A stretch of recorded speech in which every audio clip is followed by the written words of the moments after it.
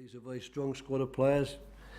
No real surprises, I guess, as far as you're concerned. It doesn't vary that much from the last squad that we selected, albeit, of course, that in the last squad we didn't manage to have all of the players with us when we went to the Ukraine, and not even all of the players for the Moldova game. But I'm happy that at the moment things are looking very good squad-wise.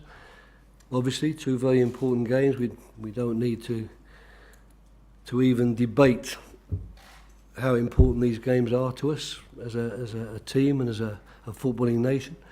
But I'm very hopeful and very confident that this group of players, as long as they come through the weekend's games, will be the ones that will take us there.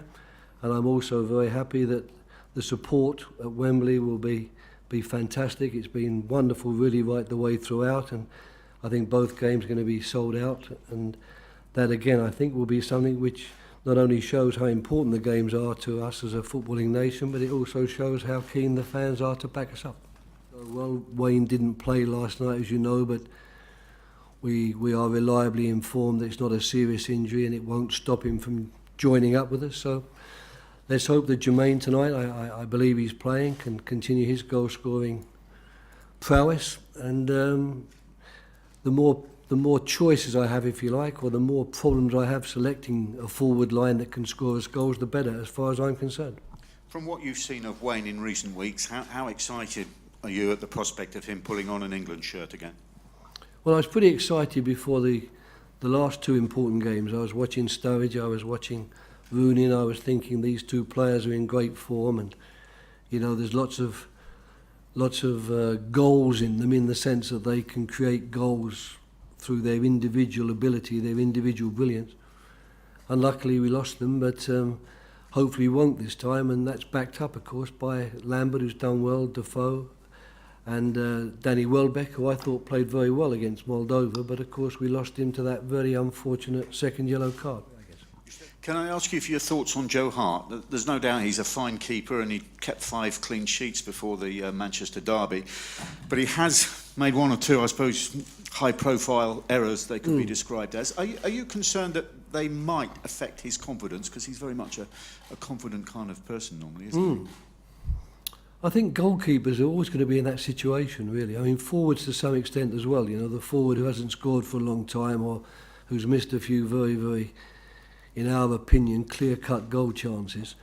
The goalkeeper who lets a goal in which people think maybe he should have saved. I'm afraid these are the people in the firing line when it comes to confidence, and of course they're very much in the firing line when it comes to criticism, because to some extent they're a little bit easier to criticise the goalkeeper for what you think's a mistake than maybe to criticise the midfield player whose poor play 2 or 3 moments earlier has provoked the goal chance in the first place.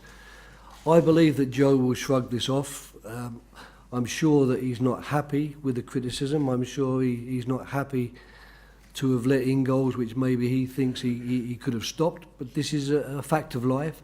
As far as I'm concerned, he's never let me or the team down in the time I've been working with him, so I have every confidence and every faith in him that he will have the confidence, if you like, to put this behind him. But it's a fair question, and one cannot deny that your confidence improves with performances which get you rave reviews, and unfortunately performances that get you criticised don't help your confidence.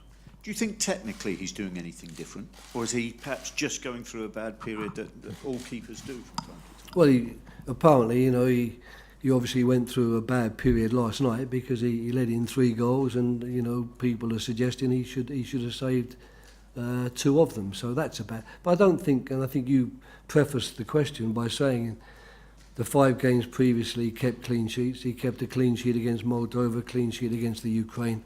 We've let in 3 goals in 8 games, so it'll take a lot more than a bad game for any player before I start suggesting he needs to be replaced by somebody, especially with our situation at the moment, because let's be fair, these games we need experience, we need players who are tried and tested, we need people who play regularly at the very top level, and if you look at the goalkeepers we have with those criteria, is clearly the number 1.